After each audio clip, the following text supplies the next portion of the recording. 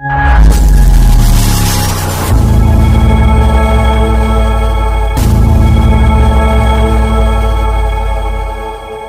दमन सांसद उमेश भाई पटेल ने मोटी दमन सीएचसी हॉस्पिटल का दौरा किया, जहां उन्होंने हॉस्पिटल की व्यवस्था और सुविधाओं का जायजा लिया। साथ ही हॉस्पिटल में भर्ती दर्दियों से भी मुलाकात कर उनका हालचाल जाना।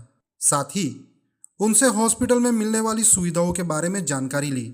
दवाइयों की कमी की जानकारी मिलते ही उन्होंने संबंधित अधिकारी से फोन पर दवाइयों की कमी को तुरंत पूर्ति करने के लिए कहा।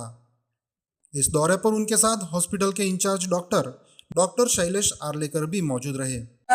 મને 2-4 દિવસથી લગાતાર ફોન આવી રહ્યા હતા પેશન્ટોના કે આ પર મેડિસિન્સની પ્રોબ્લેમ છે અને સુપર સ્પેશિયાલિસ્ટ ડૉક્ટરોની અને કિટની પ્રોબ્લેમ છે, તો ઘણી બધી બાબતોનું મને અહીંયા સમસ્યાઓની બાબતની જાણકારી મળતી હતી।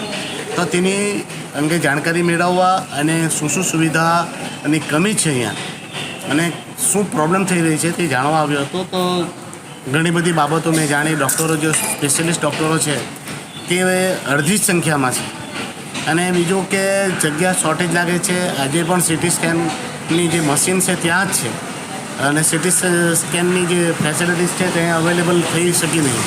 તો અમે રોગી કલ્યાણ સમિતિમાં બી વાત કરેલી જ છે નવા મશીન લેવાની, પણ મીનવાઇલ તો આપણી ફેસિલિટીઝ હોવી જોઈએ। પછી ઘણી બધી સમસ્યા છે કે માણસોને હોસ્પિટલમાં એડમિટ કરવાનો હોય ત્યારે પરિચય નહીં હોય તો શું થાય।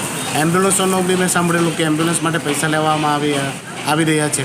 બીજું મેડિસિનની કમી, તો મેડિસિનની કમી તો અમારી સામે જ થઈ કે ઘણી બધી મેડિસિન જે છે તે એમ કે અવેલેબલ નહીં મળે ને એમ કે પરચેસ કરવા માટેની અમે જે પરમિશન માટે માંગ કરી છે એ ફાઇનાન્સમાં અટવાયેલી છે।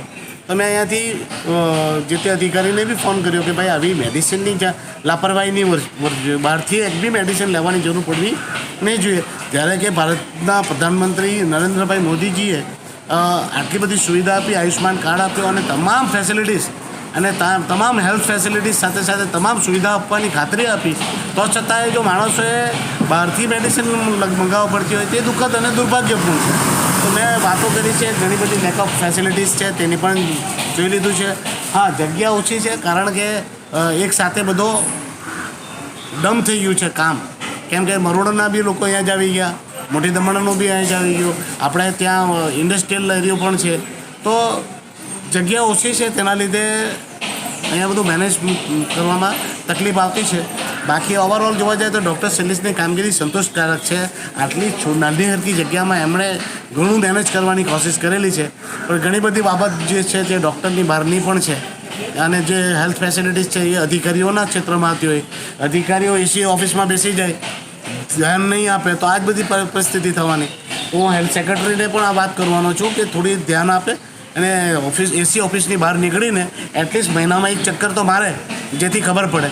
તો આજે હું હોસ્પિટલ આવ્યો છું અને હોસ્પિટલ બાદ હું બધા પીએચસીના સેન્ટર છે નાના નાના ત્યાં પણ જવાનો છું, જેથી રોજબરોજના દર્દીઓને જે પ્રોબ્લેમ થઈ રહી છે તેની પણ જાણકારી લેવું અને તેના પણ આપણે સમસ્યાઓનું સમાધાન કરીને લોકોને સારામાં સારી હેલ્થ ફેસિલિટીઝ મળે તે સુનિશ્ચિત કરીએ।